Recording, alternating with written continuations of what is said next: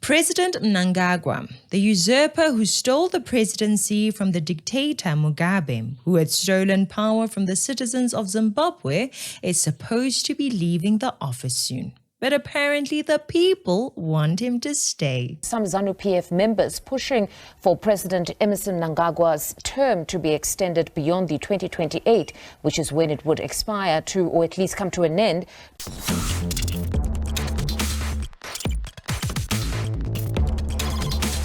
The man took power through a coup, using violence, and then now that his term in office is coming to an end, the politicians are suddenly saying that the people want him to stay at 80 years old. They are using this obvious propaganda, but will you hear the Zimbabweans like that loud Rutendo say anything? Will you hear him mention how his president is now abusing power? The government is not going to win this war because the United States sentiment campaign is targeted at that government. The United States sentiment campaign is targeted at the political party behind that government. They are demonizing it. They are trying to create a negative publicity around it to separate it with the people. They come here and talk a big game lecturing South Africans to kick out white people. They talk a lot of rubbish about our country when it is obvious that their own country is a banana republic worse than South Africa. They live in a dictatorship, but they want to lecture us. They have no rights in their own land, but they want to lecture us. To this day, ask any Zimbabwean, they will tell you that the video we saw of Paul Mashatile's bodyguards harassing motorists on the road is nothing.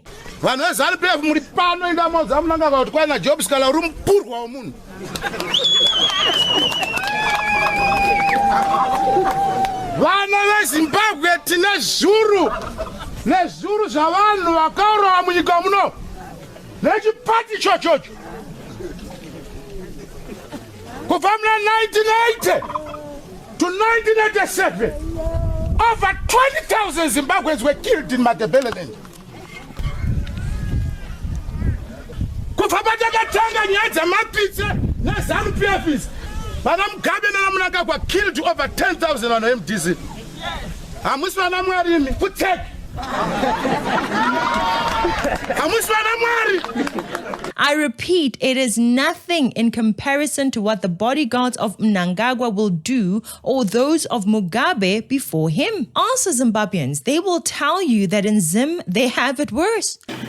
2 years ago, I woke up in a maximum security prison in Zimbabwe with no toilet, no water, and no underwear. Inmates ate watery porridge with our hands because we were not permitted spoons. Before lights off, we had to line up in queues for roll call. Groups A, B, C, or D. D was for dangerous. And even though the other women there had committed murder, armed robbery, and infanticide, I was put in the dangerous group, all because of a tweet. Because we dare to challenge the system, I've been arrested repeatedly. Now, Zimbabwean politician Job Sikala, who was freed after spending nearly 600 days in pre-trial detention, says he's not a happy man and has little to celebrate. I was not supposed to be in prison from the first place. What has happened is that it was a political ploy that was planned by my oppressors, that I was supposed to be eliminated from the political situation towards the 2023 general elections in Zimbabwe. They simply didn't want me to participate in those elections as one of the major factors on the strategy which has been used by my opponents. Secondly, they also wanted to make sure that the people of Zimbabwe are so frightened by my continued incarceration in prison. I am Job Sikala, the surviving political prisoner from Zimbabwe.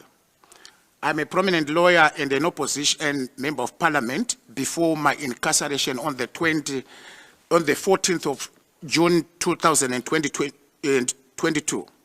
In my more than 3 decades of political career, I have been arrested 68 times.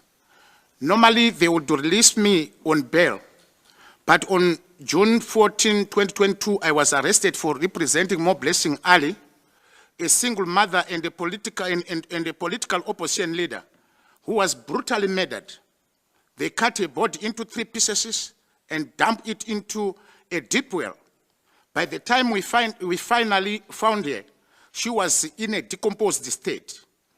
And for taking on a feminist legal case, I endured 595 days of pre-trial incarceration at the notorious Group Maximum Security Prison. It was the only way Zimbabwe's corrupt regime could manipulate the 2023 elections and stop me from participating in them. Inside prison, they denied me food and visits from relatives, colleagues, and friends. When I got sick, they chained me. I commend the ANC for taking the loss they did last year. Thank God they accepted that things didn't go their way. I know that things are not the best in South Africa, but we are still better off here.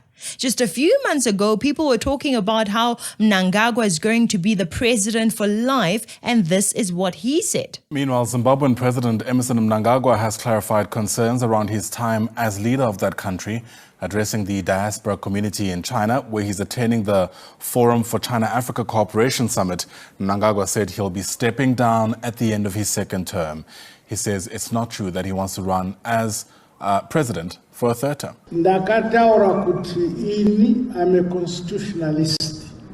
I have stated that I will follow the law, I will abide by the constitution, and again, I'm a writer, so those chats saying I might add more years, no, I won't do that. I have my mandate I was given by the people.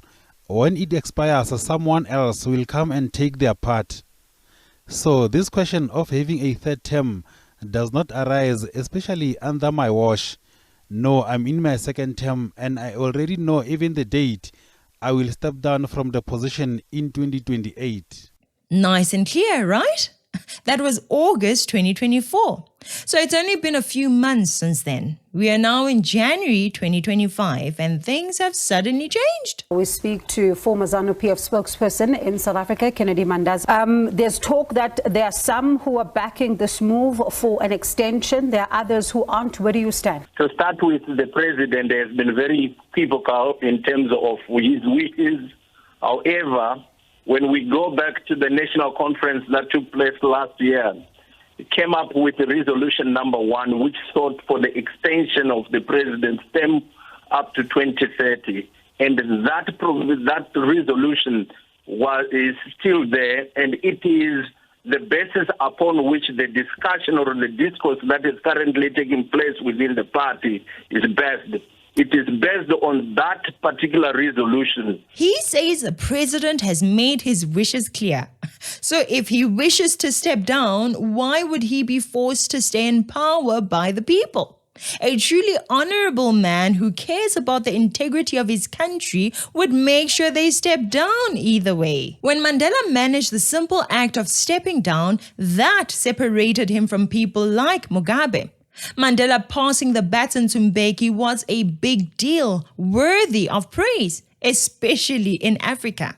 Whoever comes after must do the same. Sadly, South Africa has its own Mugabes and Mnangagwas.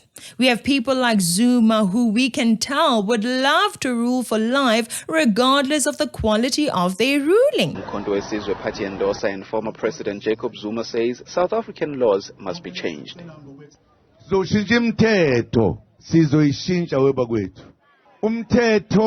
imithetho kukhona isizinza somthetho okuyiwona ephethe yonke eminye imithetho ibizwa ngokuthiwa mawugwetshwa nje ugwetshwa ngomthetho obizwa ngokuthi oyimthetho yase South Africa. Even with evidence of his corruption, he was allowed to serve 2 terms, which is more than enough for someone so corrupt. Yet he, his family and supporters were still not satisfied. They still want Zuma to be president of South Africa. Whether through Umkhonto or through the ANC, they will take whichever route that is available to them. Zuma left office with only 3 months left of his 2nd term. He had his opportunity twice. So now tell me, what does Zuma want to be president again for? Why is he so eager to be president again after being president for 2 terms? He wants it. His children want it for him. The MK party wanted Zuma to be an MP, and they want to have him as president. The fact of the matter is we could be in a position very soon where we will make the determination who becomes president, and whoever becomes president will be told that you're going to give President Zuma a presidential pardon, and when he gives the presidential pardon, we'll bring President Zuma back in his National Assembly, put him back as president. Simple as that, before we even change the constitution. Unfortunately for them, in a proper democracy, whether the people want you to stay or not, the law is the law. You leave. And no matter how good a president is, there is no way that he's the only person able to lead. The funny part is that even though Mnangagwa's people are pushing for him to stay in power, the constitution is against him staying in office either way. They have it in their own constitution that even if you change the term limits, the president who is currently sitting should not be the one who gets to benefit from those changes. An extension to the incumbent term of office legal. It's in contravention of the provisions of the National Constitution, particularly Section 328, subsection 7. It outlaws a sitting president from benefiting from any amendment to the term limits as provided for in the 2013 Constitution. So what the president and the coterie of his bootlickers are trying to do is an affront on the Constitution. It's illegal. We don't accept it. The people of Zimbabwe won't accept it because it is unconstitutional. Just for clarity there, sorry for interjecting. Are you saying that should they decide to go the route of constitutional amendments, what your position is now, or your interpretation of the Constitution, is that the incumbent would not be the one to benefit, almost as a sort of stating that it would not apply retrospectively? Perhaps this would be something that the next president would benefit from if there were going to be constitutional amendments. Is that what you're saying? Precisely, that's the import of the Abdullahi Wade provision that is in our Constitution. Section 328, subsection 7, it states clearly that any amendment to the Constitution which deals with the term limits will not benefit the sitting president, will not benefit the person who has been president or who is president at the time of the amendment. So it's very clear. And the drafters of our Constitution were very, very purposive when they drafted this Constitution to deal with particularly four things: the issue of an imperial president, and the issue of a perpetual president, the issue of the land, and the issue of Wandon. Extension of presidential term limit. But you know how it goes. It does not matter. The guy and his minions will do whatever they want. Who's going to stop them? Now listen to one of the cowards who are supporting this dictator, a man singing for his supper. Last year in August, he said that he's not extending his presidency. So how does this play out? Are you going to force him back if you get your way? Like what the Secretary for Legal Affairs said, in order for this particular resolution to go on, the president must accept. And so far, the president has not said in public. Anything. Pardon me. The question is in public. In August, he said he does not back this, and he thinks it's mischievous. That's what he said in public. So, if you're saying that it all hinges on him agreeing, how does it work then if he's publicly said it's mischievous? You are right to say that in August he said that, but there is the resolution that took place in October. And it is the basis upon which the discussions are taking place. And the president rightfully is supposed to give a go-ahead if the Constitution, if his term of office is going to be extended. Are you going to force him back even though he said he doesn't want to go beyond his term? The president must accept, he says. And then after that, the president will come out and say, oh, well, what can I do? My hands are tied. The people want me to serve. Ish, let me just help them. There's a reason why people staying in power till they die is a bad idea. Someone can campaign and seem like the right choice. Similar to how many people expected Cyril Ramaphosa to be a decent chap after Zuma went out. Everyone was expecting someone decent, a person with some form of business mind, able to run the country like a successful business. Many business people expected him to bring a better era. They regretted it. Maybe he was the best option within the ANC. Who knows? Maybe. But if he was to be president for life, that means the next time he will be changed will be after 30, 40, or even 50 years. Basically, the country would have had to contend with his mediocrity for decades. You can't do jack about it. You can have pretend elections like they did in Zimbabwe, but it all goes nowhere.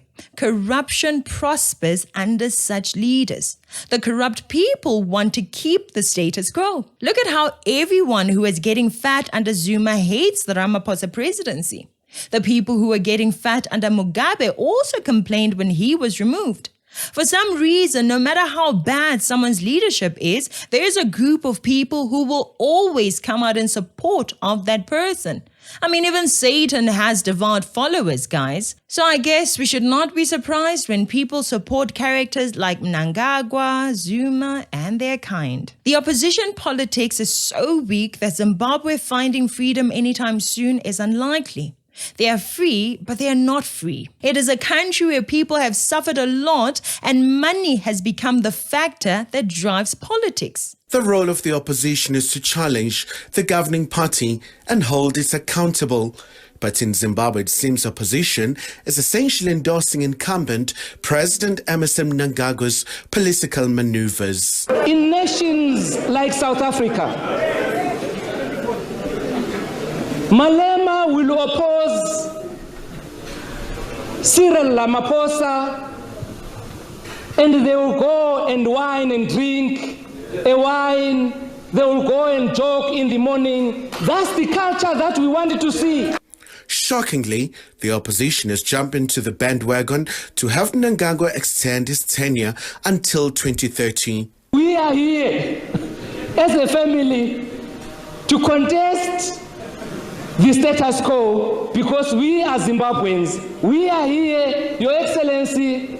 If we improve your stay in power and the people of Zimbabwe are happy, let it be, Your Excellency. Politicians and analysts have warned of a deep rot in the opposition circles. Oh well, how do you expect to achieve anything with people like that? Can't be united to fight a common enemy. Everyone is looking out for their own pockets. Thankfully, in Zimbabwe, there is no Afrikaner they can blame. American Britain still exists, so let's blame everything on them. Anyway, that's it for today, guys. Please like, share, and subscribe. Remember to get your t-shirt, choose from the Citizen Concerned or the Beware of the Comrades designs. Thank you so much for watching. I'm Katlego. This is Citizen Concerned. And until next time, beware of the Comrades.